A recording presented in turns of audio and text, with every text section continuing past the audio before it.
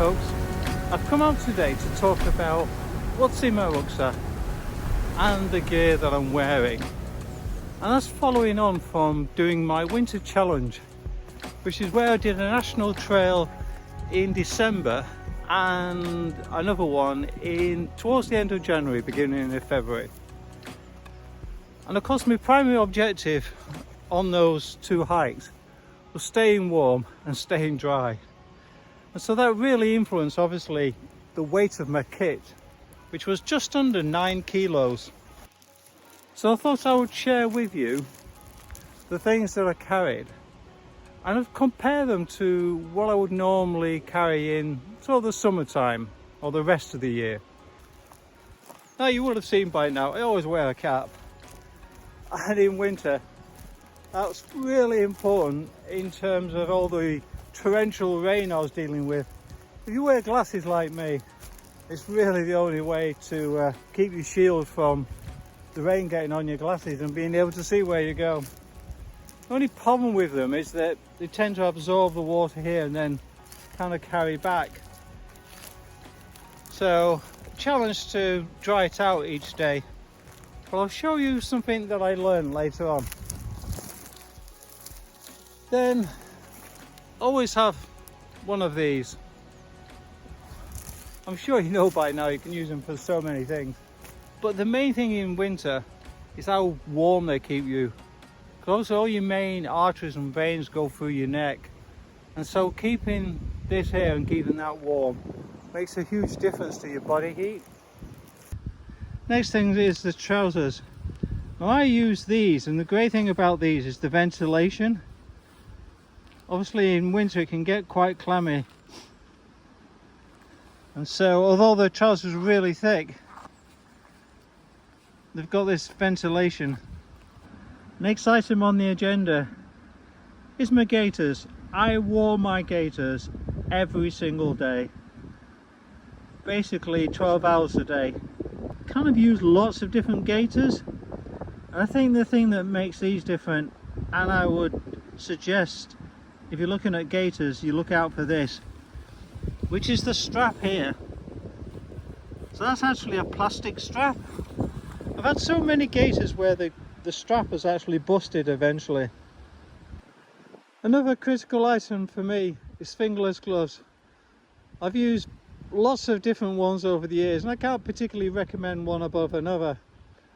But in terms of dexterity for putting up your tent and being able to moderate how warm or cold they are, definitely fingerless gloves are the way to go, especially in winter.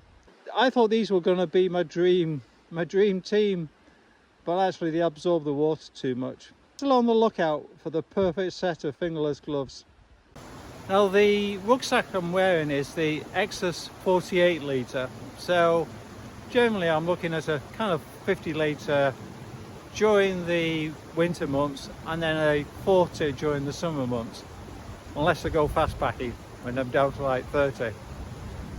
And I do like the Osprey packs for comfort when you're carrying sort of real weight. Let us begin then.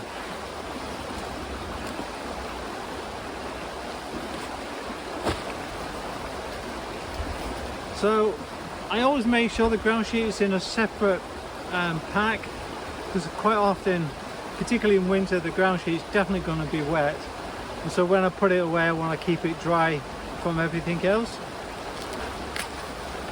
Also, the ground sheet I use in winter will be thick plastic, whereas in summer it'll be like a thinner plastic.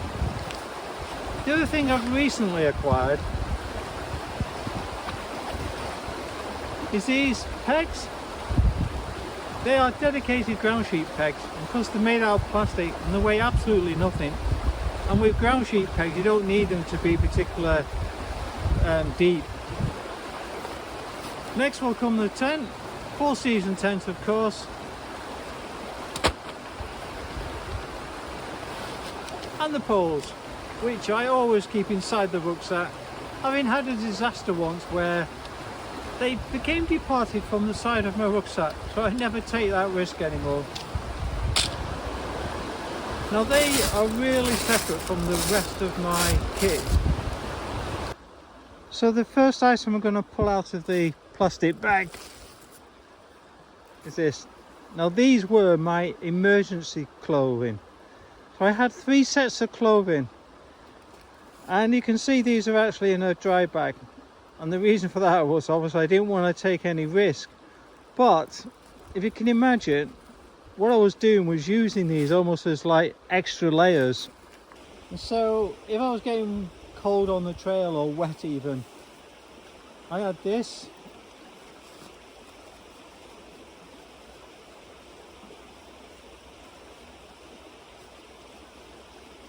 Yeah, OMM gear.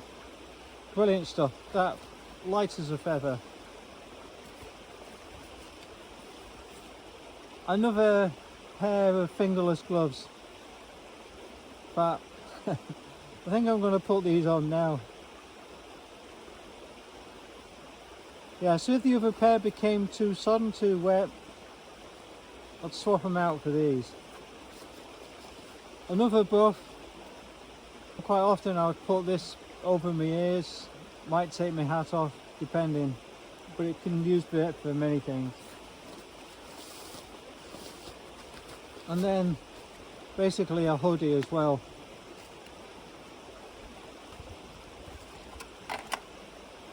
Obviously you can guess what that is, so that's what I use as my lid.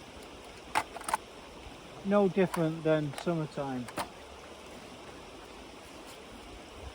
4-season sleeping mat, the Climate. This is a 4.1R, weighs about half a kilo. Summertime I would use a short one. Now this is my actual sleeping kit clothes, so I kept them separate, and it was like sacrament that I didn't actually touch these. I wouldn't wear them during the daytime. Worst case scenario, if I had to set up whilst walking, I knew I had some dry clothes I could get into. So I'd have a pair of long johns, hat and gloves, some socks, and you can see they're just the smallest of socks, but with something else I'll show you later. That would be all I would need. And a long sleeve t-shirt. Then I got my diddy bag. There's nothing different in here, it's all my usual stuff. Then one of the other reasons for my 50-litre bag is that I really needed it, mainly because of the space that's taken from my 4-season sleeping bag. I'll just show you inside. You can see literally it fills the bottom of my bag. So I love my 4-season sleeping bag. So this is the Rab Mythic 600, and the comfort level is -5, and I think the worst I had to deal with was about -3. So then I've taken the remainder of my gear out of the rucksack. Obviously all this other gear is compressing what's left inside, so I don't have like an extra compression sack in here or dry bag. This does the job enough. So I'll have a microfiber towel in here, a very small one in winter. Strangely I'll take a bigger one in summer because I'm more likely to be able to maybe stop at a campsite, have a shower, etc, etc. That's not going to happen in winter, so this is just more for dabbing down, as it were, when I'm cleaning my feet particularly. I'll have 3 changes of clothing, so there'll be the one change I'm wearing, and then there'll be 2 inside that I'm carrying, and the t-shirts that I'm using, the long sleeve t-shirts, they'll be of different warmth levels or thickness levels, and depending on what the weather I'm expecting will depend on what I'll choose to wear. And then if I've misjudged it, I can always dab into my emergency kit or variable kit and take out extra or take bits off. And obviously, as well as t-shirts, underwear, 2 pairs of extra socks, so 1 pair I'm wearing, 2 extra. Got a pillow in here as well, blow up pillow. And then the only other thing I've got in here is just a charge pack, which I need quite a weighty one for all the recording I'm doing. So that's like the innards of my rucksack in terms of what I'm carrying. Well, of course I have got things on the outside. So moving to the outside of my rucksack and what I'm carrying in the outside. Oh, first of all, one of my more recent items that I'm quite excited about.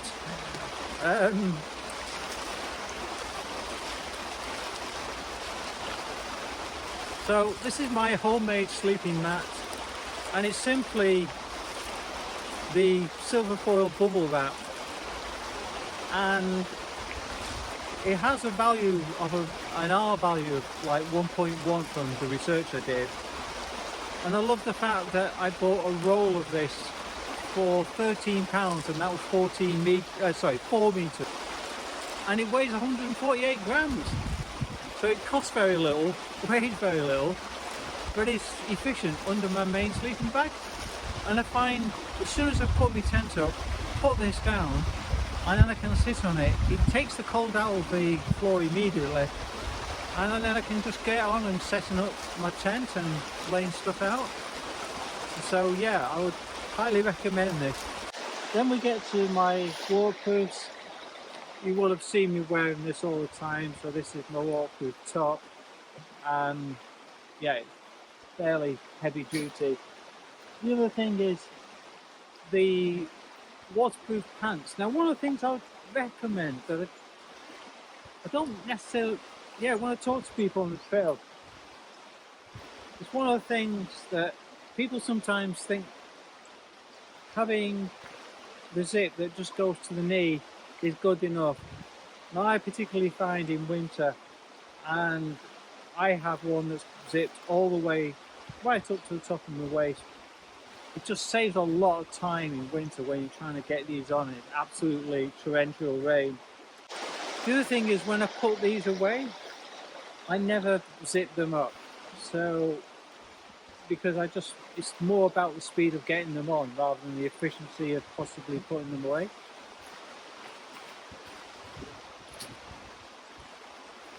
The other thing is have a cover as well. I know I've got a bag inside and everything's well protected inside as well, but I find that with rucksacks quite often they absorb water, so you end up carrying extra weight. And I'd rather deal with a drier rucksack than a wet one, so I always use a rain cover. The only other thing I use is a sit mat.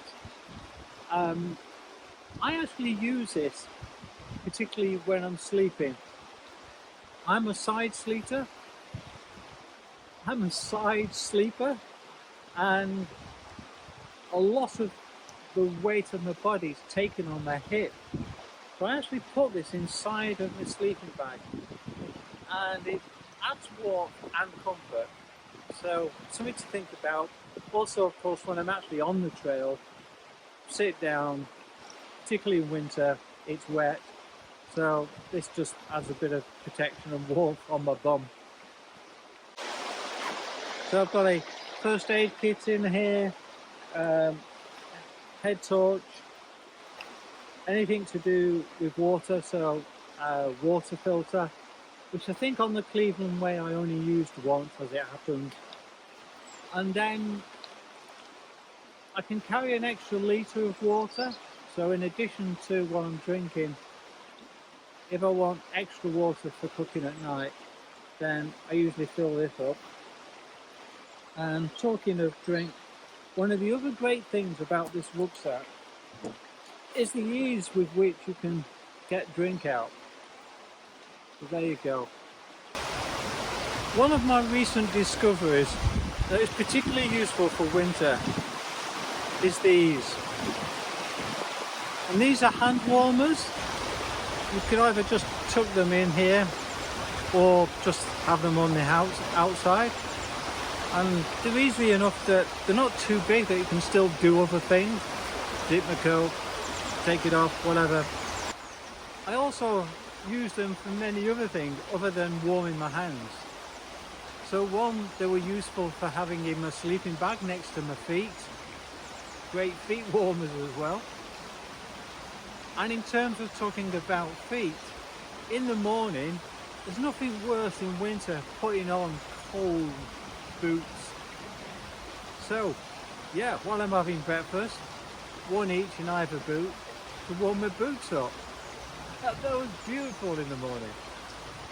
So these have got 3 different settings, and on the highest setting they could actually dry out my hat, which was yeah, that was fantastic compared to normal. I'm virtually putting on a wet hat again. Yeah, one of my greatest finds for this winter is hand warmers. Not just for hands, but for many other things as well. So I've only got a few remaining items.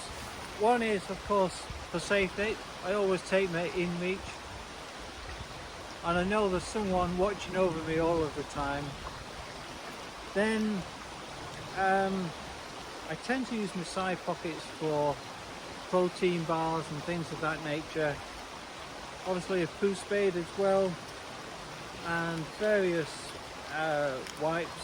These are compressed wipes. Well, that's about it. Now I've got my hands warm, I think I'll be on my way. So thanks for your time. Hopefully you found that informative, and maybe one day we'll meet on the trails. Bye for now.